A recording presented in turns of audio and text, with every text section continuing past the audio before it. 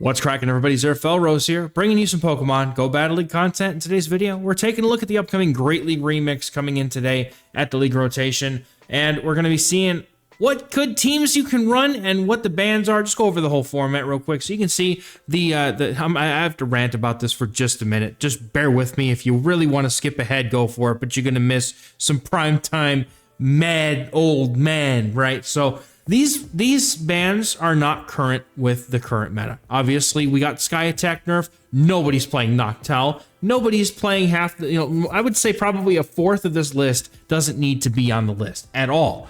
G-Fisk, not common. Scrafty, not common. Trevenant, not common. Talonflame, not common as of last season. Altaria, not common as of last season.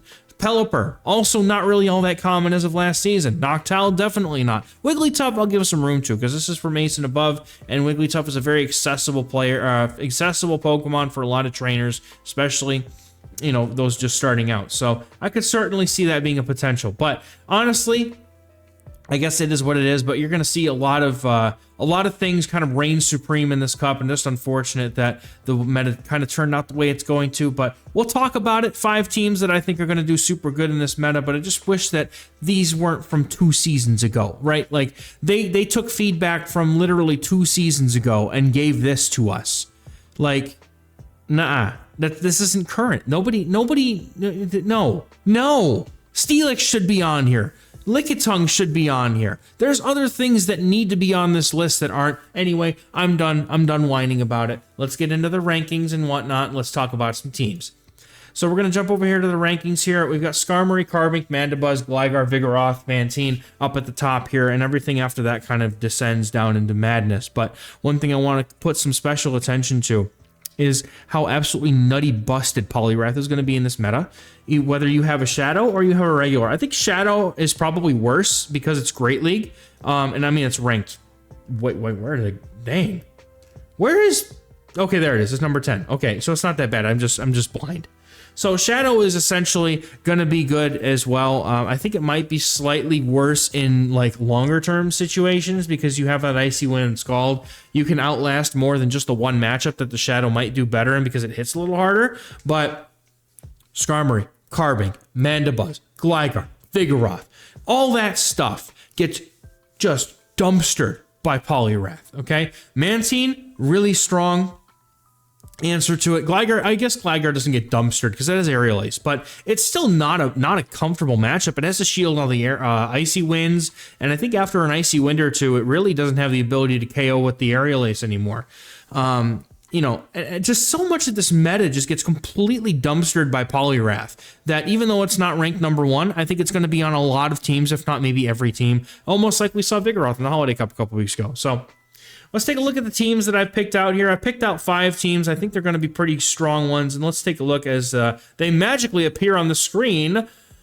Boom! All right, so first team here we're going to be looking at is one that you're all too familiar with, and talking about Poliwrath no less. Skarmory, Whiscash core are going to be busted in this cup, I think, and Poliwrath is an excellent safe swap on this meta in order to lure out what could be Whiscash's hardest counters. You could see the grass types come out to meet the Poliwrath, and Skarmory certainly advocates for that, as it makes the opponent want to bring in their grass type against Poliwrath to get some use out of it before it gets matched up against Skarmory at some point. So this is a very strong team. I feel like this is going to be like one of the most dominant meta teams in the entire format, and there's not really a whole lot that beats it. Like, yeah, okay, Jellicent. Yes, Jellicent will absolutely have its way with this team and to a certain degree. But everything else, Hitmontop, Hisuian Electrode, Conkeldurr, excuse me? No, thank you. I think we're good here. I don't think that there's going to be too much that's going to be able to really beat this team. This is going to be a very, very alignment-based sort of team, using Poliwrath as that safe swap to be able to not only draw out the hardest counter for Whiscash, but also try and net yourself switch advantage if they don't have a hard counter to Poliwrath. And honestly, I feel like this is going to become a Jellicent Cup, and any of you Hisuian Samurott enthusiasts out there, we can rejoice, as Jellicent will become very popular in this meta, as will Cresselia, I believe. Basically, it's going to turn into a mini Ultra League as we have, as we currently have, as it's very centralized around Poliwrath. So this team, super strong, really recommended if you want to play some super meta team, but that aside, we can look at some other teams here that don't have Poliwrath or Skarmory or Whiscash, because I do have 5 unique teams because I'm just that fabulous. So let's get into the next team here. Team number 2 is going to feature a Chargerbug Lickitung core with a Carbink safe swap here. We're trying to get out a water type, right? But the other thing too is most of the water types in the format are probably going to end up being Mudboys like Whiscash, etc. So you have to be careful. Maybe you could swap out the Carbink if you find that to be the case. Carbink is a super strong. Maybe you want to run Tackle Carbink in this meta as well to be able to do neutral damage to the Mudboys when they swap in. They'll still kind of dunk on Carbink a bit, but at least you'll have a slightly more of a chance against them instead of doing resisted damage, especially with Poliwrath as well. But the Carbink is really there to lure out that Poliwrath or another fighter perhaps, because even though it has Moonblast, Carbink does take a while to get to that Moonblast, and Chargerbug being a good answer to most fighters in this format could be a good team here. I mean I'm looking at this stuff in advance, so obviously anything could happen, but this team looks like it could be strong. I think Carbink could be something you could swap if you wanted to. You could throw in Vigoroth, you could throw in Double, you could throw in whatever you want, honestly, in this situation, but whatever it is, it needs to be able to beat Carbink because Chargerbug does not enjoy seeing Carbink whatsoever. So just keep that in mind if you want to substitute anything out of this team here, but overall meta coverage here, Carbink kind of like makes this team complete, as Probopass and opposing Carbink are the only 2 things that core break this team to a bit. So I think that you're looking like a pretty solid. Oh my goodness! I just realized I had the Ultra League icon over this whole thing. Let's fix that real quick because I'm a bozo. All right, here we go, fixed it. So anybody who's been watching this and see Ultra League with a remix icon under, I'm not recording this again. I'm already halfway through. We're gonna deal with it and we're gonna like it. So thank you for coming to my TED Talk today. Anyway, team is very balanced. It has a very, very good coverage on this meta. I think it could be very strong as well. Also, does pretty good on both sides against something like Mandibuzz. Having Chargerbug and Carbink to both deal with it is also really nice. So let's get into team number 3. Speaking of Mandibuzz, we've got a Mandibuzz double poison team here. Basically using Toxapex as a lure to get out a Mudboy or something that would really cause a problem to Clodsire, or use Toxapex to be able to flip switch advantage around if you need to.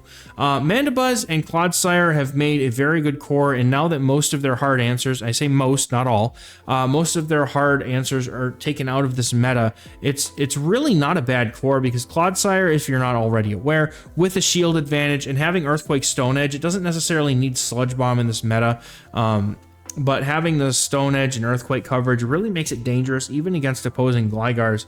And really, honestly, everything here has play against things like Gligar. So, and Toxapex being as bulky as it is with Poison Jab, there it is again. We got it came back. I got you this time. We got it this time. All right. I wish there was an Ultra League remix. I'm waiting. I want the Ultra League cups to come back. Please, Niantic, give us to them. They were so much fun. Anyway, coverage on the meta, looking pretty solid. Mudboys are really going to be the only thing that we need to worry about here, right? And like Toxapex has ways to fight back, right? It's got Brine, that's not a great move, but with the consistent damage from Poison Jab makes it solid. Now, Steelix is a core breaker to this team. I realize that Steelix, you know, looks very dominant into a lot of the things in this meta, but the truth is this is going to be such a Poliwrath heavy meta. I think someone will be probably crazy to play Steelix, to be honest. And this team, while not doing an extraordinary job of shutting down Poliwrath, if the opponent decides to safe swap one, you get the Toxapex, you get to nail it down and be done with it. Mandibuzz has Aerial Ace for it, and Clodsire's Earthquakes do hurt, but they're, you know, I mean, it's Clodsire. It's super bulky, so you play that out as you will. But I got a couple more teams for you, so let's head over to number 4. This is a little bit more off the wall here. We've got a Cresselia double ice team using Dugong. I think Dugong is going to be really, really solid in this meta, as even things like Vigoroth, things that would swap into it, end up being, you know, very susceptible to needing to shield in that matchup because the Ice Shard causing the debuff, and I imagine that 2 Ice Shards would probably come close to KOing a Vigoroth and forcing them to have to shield, or at least consider shielding. So Cresselia also a very, very strong answer to both Poliwrath and Vigoroth, and a lot of the Pokemon that we've talked about already, right?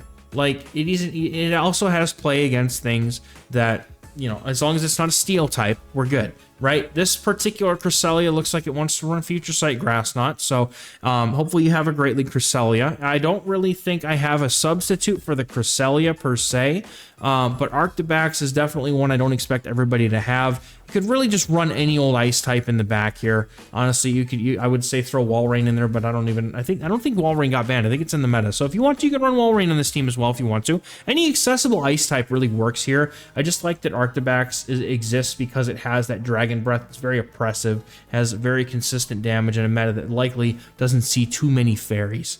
Even like aside from Carbink, which again, if you wanted to throw something in the back that deals with Carbink here, I think that's fine. I just, excuse me, I just really like the Cresselia Dugong or Cresselia Ice Core in this meta. I think it's gonna be really solid.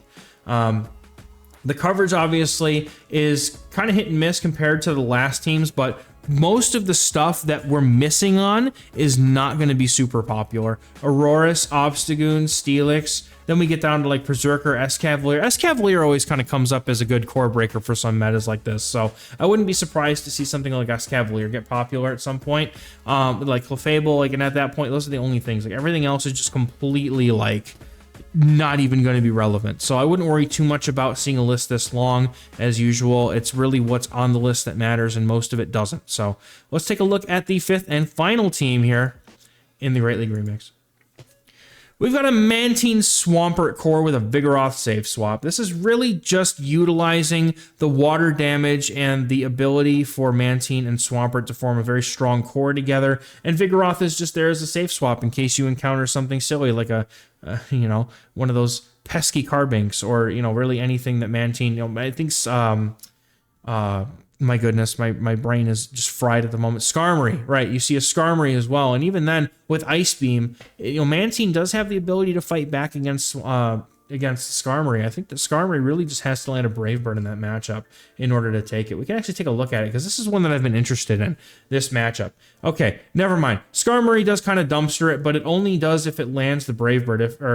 For some reason, you know, we go straight Sky Attack. I'm pretty sure that once the Ice Beam is landed, Mantine can go straight Aerial Ace here and look pretty okay. I mean, honestly, like this seems like it's very dominant in Skarmory's favor, but if we remove Brave Bird from the equation and the opponent doesn't throw it, Skarmory still wins, but it's IV dependent now. It's 1 HP win, and that doesn't necessarily mean that's going to happen all the time. And again, this is an even energy, so if the opponent maybe swaps it in, right, this could be the difference of maybe just IVs. So don't take this necessarily as a my team can't beat Skarmory. It's more of a let's finesse the Skarmory and try to find a way to beat it. So I think this team is going to be super solid, as always. I mean, I always say that with my teams, right, don't I? But, like, you know, aside from Jellicent, I think Jellicent could potentially be a problem. So if Jellicent becomes a very popular thing in the meta, and Cresselia, if my other team is correct, you know, you might want to maybe change, you know, your team around a little bit. Maybe this one isn't quite the team for you. But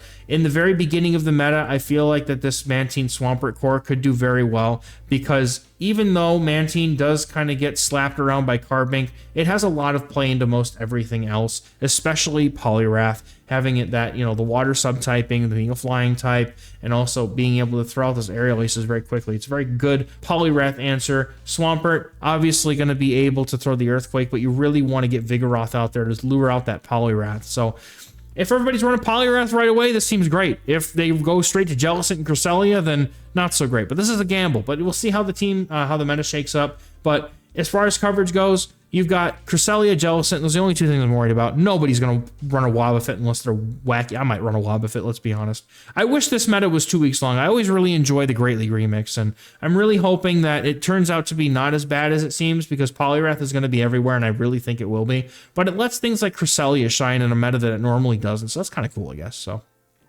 but that's going to do it for this video, everybody. Thank you very much for watching. I hope you have, I'm going to be coming back to streams and content next week. I'm coming back from vacation, so I've hopefully, I'm recording this ahead of time, so hopefully I've had a wonderful, relaxing time with my family, but I'm also going to be very excited, I'm sure, to get back into streaming and coming back with the Great League Remix on Monday with y'all. So thank you very much for watching, everybody. You have a good one, and I'll catch you in the next one. Bye-bye.